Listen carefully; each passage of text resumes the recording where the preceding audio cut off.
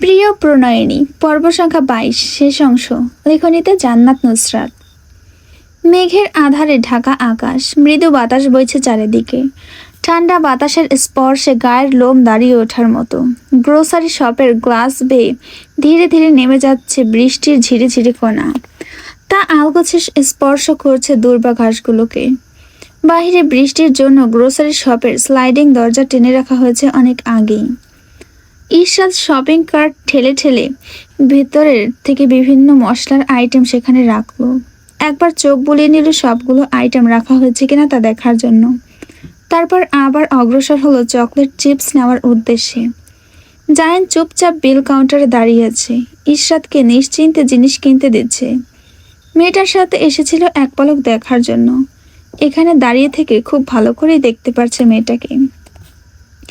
ইশরাত জায়ানকে পাশ কাটানোর সময় অভ্যাসবশত নিজের গলায় ঝুলানো মিনি ব্যাগ হাতালো। কিছু খুচরো নোট ছাড়া আর কিছুই পেল না, তাই চকলেট কেনার জন্য অগ্রসর হওয়া পা থামিয়ে আবার ফিরে আসলো নিজের জায়গায়। জায়ান নিষ্প্রভ দৃষ্টিতে তাকিয়ে সবকিছু লক্ষ্য করলো। চুপচাপ এগিয়ে গিয়ে ইশরাতের হাতের মুঠোয় থাকা শপিং কার্ট নিজের হাতে হস্তান্তর করলো। মেয়েটাকে ওভাবে বিল কাউন্টারের কাছে দাঁড় করিয়ে রেখে শপিং কার্ট নিয়ে সেদিকে চলে গেল। ইশরাত না করায় পূর্বে জায়ান বড় বড় পা ফেলে অদৃশ্য হয়ে গেল গ্রোসারি শপের ভেতরে। 10 মিনিট পার হওয়ার পর দেখা মিলল জায়ানের।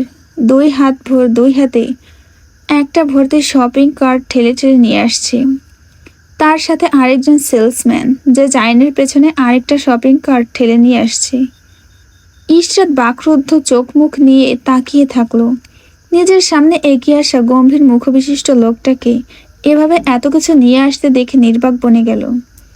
জায়ান ততক্ষণে তার পাশে এসে দাঁড়িয়েছে।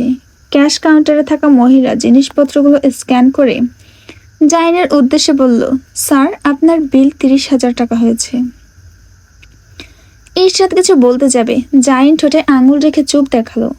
গম্ভীর কণ্ঠে মহিলাকে জিজ্ঞেস করলো, কার্ড হলে চলবে?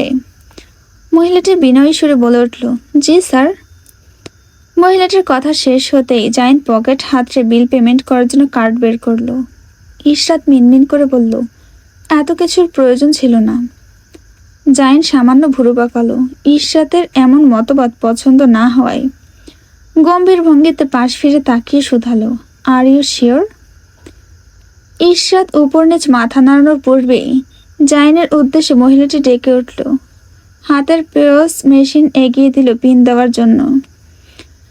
জায়ান নিজের এটিএম পিন ইশরাতকে দেখিয়ে চাপতে চাপতে বলে উঠল, আপনাকে আমি পরে দেখে নেব ইশরাত।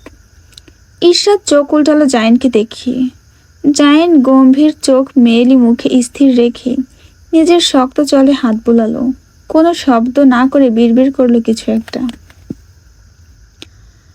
আবির হাতে একটা ফাইল ধরে দাঁড়িয়ে আছে। সামনাসামনি বসা দুজনকে চুপচাপ দেখছে সে। মনে মনে ভাবছে নানা চিন্তা। জোড়া দিচ্ছে নুসরাত আর আরশের কি সম্পর্ক হতে পারে। নুসরাতকে দু একটা গালিও দিল। তার স্যারের মতো মাটির মানুষকে এই শয়তান মেয়েটা কিভাবে পটালো। বাহবাও দিল নুসরাতকে। এই মেয়ের কি ট্যালেন্ট, স্যারের মতো বড়লোক মানুষ পটিয়ে ফেলেছে। এবার তো বস্তি থেকে একদম হাই প্রোফাইলে চলে যাবে। আবির দ্বিধাদ্বন্দ্বে ভরা কণ্ঠে আরশকে প্রশ্ন করলো, স্যার, ম্যাম কি হয় আপনার? ম্যাম কি আপনার গার্লফ্রেন্ড? আরশ ধমকে উঠল আবিরকে। শক্ত চোখে তার দিকে নিক্ষেপ করে বলে উঠল, গার্লফ্রেন্ড হতে যাবে কেন? আমার মিসেস ও। আর তুমি বারবার ওর দিকে চোখ তুলে তাকাচ্ছ কেন? চোখ নিচের দিকে স্থির রাখো, আমার বউয়ের দিকে না। নুসরাত গা দুলিয়ে খিক খিক করে হেসে উঠল। আবির নুসরাতের হাসিতে বিরক্ত হলো। মস্তিষ্কে কত কথা জমলো, তার মধ্যে এমন একটা কথা জমলো তা তাকে ভাবালো। বিড়বিড় করলো, কি চতুর মেয়ে, স্যারকে বিয়ে করে নিয়েছে। নির্ঘাত সম্পত্তি দেখে পটিয়ে নিয়েছে মাটির মানুষটাকে। পটাবে কিভাবে? কালো জাদু করেছে নিশ্চিত। না হলে এমন পেতনি মেয়ে স্যারের বউ হবে নাকি? স্যার আরো সুন্দরী মেয়ে ডিজার্ভ করেন। সামনাসামনি জিজ্ঞেস করলো আরশেকে বিপরীত প্রশ্ন, স্যার কবে বিয়ে করবেন? আমাদের দাওয়াত দিলেন না? আরশ কপাল কুঞ্চিত করে তাকালো আবিরের দিকে। তিক্ত বিরক্ত কণ্ঠে বলে উঠল, তোমার ম্যামকে আজকাল বিয়ে করেছি নাকি? আজব, তোমার জন্মের আগে বিয়ে করেছি। 13 বছর আগে বিয়ে করেছি। আবিরের চোখ দুটো বড় বড় হয়ে গেল, শুধালো, তাহলে ম্যামকে এভাবে বেঁধে রেখেছিলেন কেন? এটা আমাদের পার্সোনাল ব্যাপার, তোমাকে বলতে যাব কেন? আবির ওপর নিচ মাথা নাড়ল। মনে অনেক প্রশ্ন জাগলো, কিন্তু ভয়ে মুখ ফুটে বের হলো না। আরশের কাছ থেকে পারমিশন নিতে বলল, স্যার লাস্ট একটা প্রশ্ন। আরশ হু বলতেই আবির শোধালো, আপনাদের বিয়ে হলো কিভাবে? আমার মরহুম দাদা আমার সাথে তোমার ম্যামের জোর করে বিয়ে দিয়েছেন। আমি করতে চাইনি, কিন্তু আমার মরহুম দাদা সম্পত্তি থেকে বেদাখিল করে দেবেন বলে ভয় দেখানোর জন্যই বিয়ে করেছি। ইরহাম আবিরের মুখ দেখেই ঠোঁট টিপে হাসল। নুসরাত এতক্ষণ হাসলেও এবার মুখ বন্ধ করে চেয়ে আছে দুজনার দিকে, মন দিয়ে শুনছে দুজনার কথা। মাহাদি আরশকে টিপ্পনি কাটার জন্য মাছ থেকে এমনভাবে বলল যেন আবিরকে বোঝাচ্ছে সে। তেরসা সুর টেনে বলল, ম্যাম হলেন আপনার স্যারের একমাত্র দায়িত্ব, এছাড়া আর কিছুই না, বুঝেছেন? তাই দায়িত্ব বুঝে নিতে আপনার স্যার এসেছেন, এর বেশি কিছুই না, শুধু দায়িত্ব। আরশ নুসরাতের দিকে চুপচাপ তাকিয়ে আছে, ভুরু সামান্য বাঁকা হয়ে আছে সামনের লোকটার। স্পষ্ট বোঝা যাচ্ছে মাহাদের কথায় বিরক্ত। নুসরাত এসবে পরোয়া করল না, মাহাদের কথায় রুম কাঁপানো হাসি দিল। আবির নুসরাতের দিকে না তাকিয়ে জিজ্ঞেস করল, স্যার ম্যাম সম্পর্কে আপনার কি হন? আরশ ছ্যাদ করে উঠল, বলল, তা জেনে তোমার কি লাভ, চুপ করে থাকো আর প্যান প্যান করা বন্ধ করো। ইরহাম ঠোঁট কামড়ে হাসছে।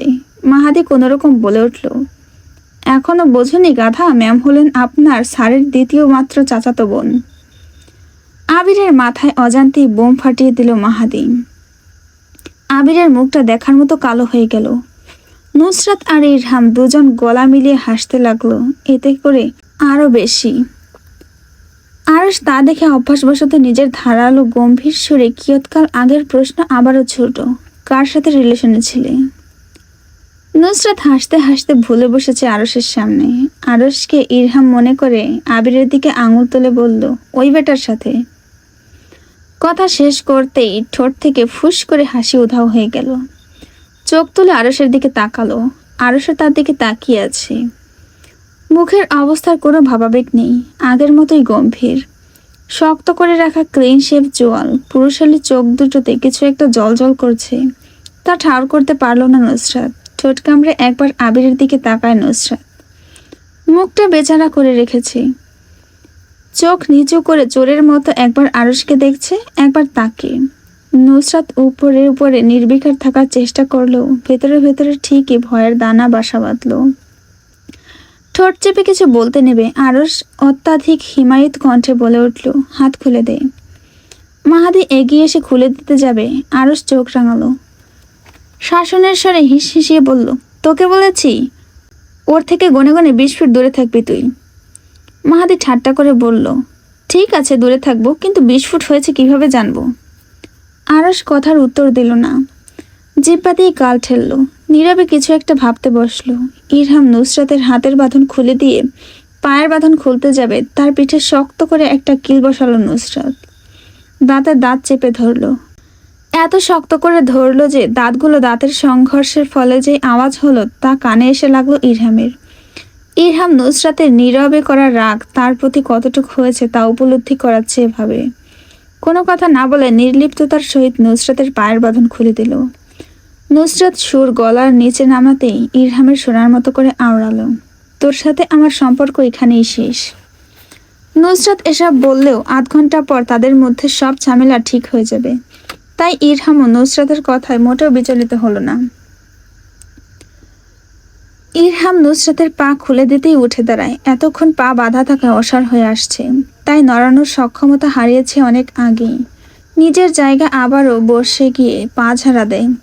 মুখ ব্যথাতর বানিয়ে উঠে দাঁড়ানোর চেষ্টা চালালে আরশ তার দিকে কিছু একটা ছুঁড়ে মারে। গমগম স্বরে বলে ওঠে, ক্যাচ। নুসরাত ক্যাচ ধরার আগেই তা পাশ কাটিয়ে চলে যায়। বিরক্ত হয়ে নুসরাত পিছু ফেরে, তখনই মাহাদি হাত বাড়িয়ে চাবি একটা নুসরাতের হাতে ধরিয়ে দেয়। নুসরাতের কানে এসে বাড়ি খায় একটা কথা। আরশ পেছন থেকে শক্ত গলায় বলছে, তোকে বলেছি আমি চাবি খুঁজে দিতে, আরেকবার দেখে নেই ওর আশেপাশে, আমি তোকে কোপাবো। আই অ্যাগেন রিপিট দ্যাট, মাহাদি, তোকে আমি কোপাবো। আবিরের অবস্থা নাজেহাল, ভয়ে হাত পা অসর হয়ে আসছে, অস্বাভাবিকভাবে কাঁপাকাঁপি করছে তার হাত পা। ঘামাক্ত মুখ এক হাত দিয়ে মুছে নিল। নুসরাত সেদিকে তাকিয়ে আবিরের উদ্দেশ্যে গুড বাই হাত নাড়ল। হেসে বলে উঠল, আপনার দিনটা ভালো কাটুক এই হালুমের সাথে। বেঁচে থাকেন যদি অবশ্যই আমি নুসরাত নাসির বস্তির মেয়ে ফল নিয়ে আপনার সাথে দেখা করতে আসব। আপনার আত্মার মাগফিরাত কামনা করছি। এছাড়া আর কোনো দোয়া এই মুহূর্তে মনে করতে পারছি না।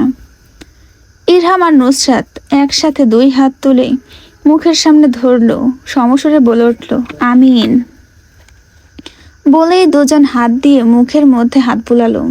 মাহাদি দুজনের কাণ্ড দেখে হাসছে। আরশ নিজের চেয়ারে চুপচাপ বসে থেকে ভুরু বাঁকিয়ে লক্ষ্য করছে দুজনের কাণ্ড। নুসরাত এবার আরশের দিকে তাকিয়ে কপালে হাত ঠেকালো। অত্যন্ত বিনয়ের সহিত সালাম ঠুকলো, আসসালামু আলাইকুম বড় ভাই। আরশ চুপচাপ তাকিয়ে থাকলো নুসরাতের পানে। নুসরাত দরজা দিয়ে বের হতে যাবে, আরশ আদেশ দিল, দাঁড়া। নুসরাত ঘাড় ঘুরিয়ে পেছনে তাকাতেই আরশ গম্ভীর স্বরে বলে উঠল, সোজা হয়ে দাঁড়া। নুসরাত সোজা হয়ে দাঁড়িয়ে ঠোঁট এলিয়ে হাসার পূর্বেই নিজের বাঁ গালে দিয়ে বয়ে গেল জোরালো এক থাপ্পড়। থাপ্পড়ের জোরে নুসরাতের মুখ ঘুরে গেল অন্য পাশে। আবারও মুখ তুলে তাকাতেই আজকের দিনের মধ্যে চতুর্থ থাপ্পড় পড়ল নুসরাতের গালে। নুসরাত বিমূর্ত, বিস্ময়ে কোটর থেকে চোখ বের হওয়ার মতো। 2 ইঞ্চি হাঁ করে তাকিয়ে আছে আরশের দিকে। ইরহাম চোখ নিচের দিকে নামিয়ে দাঁড়িয়ে রইল। আরশ বা নুসরাত কোনো কথায় কোনো কাজে হস্তক্ষেপ করল না। চোখ নিচের দিকে স্থির থাকতে থাকতেই কানে বাজানো আর একটা থাপ্পড় পড়ল। সেই থাপ্পড়ের শব্দ পুরো রুমে প্রতিধ্বনিত হলো। ইরহাম ভয়ে ভয়ে নুসরাতের দিকে চোখ তুলে তাকালো। মনে করলো এই তো গালে 5 আঙ্গুলের ছাপ বসালো মেয়েটার, কিন্তু তেমন কিছুই হয়নি। আর চোখ সামান্য ঘোরালো, দেখলো শটান হয়ে দাঁড়িয়ে থাকা আরশের উজ্জ্বল শ্যাম গালে থাপ্পড়ের চিহ্ন। ইরহাম শঙ্কিত হওয়ায় চোখ আবারও ঘুরিয়ে নিল নুসরাতের দিকে। নুসরাত এক হাত কোমরে রেখে কিছু না হওয়ার ভঙ্গিতে বলে উঠল, কি বাচ্চাদের মতো থাপ্পড় মারছেন? থাপ্পড় মারতে হয় এইভাবে, পুরো রুম কাঁপিয়ে। এইভাবে শিশুদের মতো থাপ্পড় মারলে চলে? ইরহাম নুসরাতকে টেনে পেছনে সরিয়ে নিতে চাইল। নুসরাত হাত দিয়ে ধাক্কা দিয়ে ইরহামকে দূরে সরিয়ে দিল। বিরক্তি ভরা কণ্ঠে আওড়ালো, এই সমস্যা কি তোর? দেখছিস না বড় দুজন মানুষ কথা বলছে, এর মধ্যে তুই ছোট মানুষ, তোর নাক ঢোকাস কেন? আরশের দিকে চোখ ফিরিয়ে নিয়ে বিনয়ী হাসল নুসরাত।